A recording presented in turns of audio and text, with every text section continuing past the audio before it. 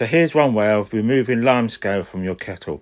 I'm using citric acid here. I fill the kettle up by roughly half, and then I use 2 tablespoons full of citric acid, and I put it in, and then I will mix it up, and I'm going to boil the water. By boiling it will activate the acid a lot quicker.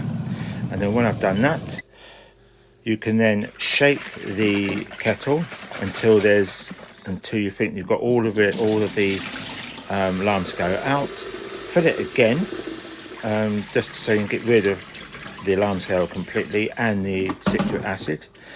I will then fill it a final time, and I will boil the water, and so that any remnants of the citric acid will be gone. And there you have it, almost new, if not new. Thank you for watching, and if you got value from this video, then please share, like and subscribe.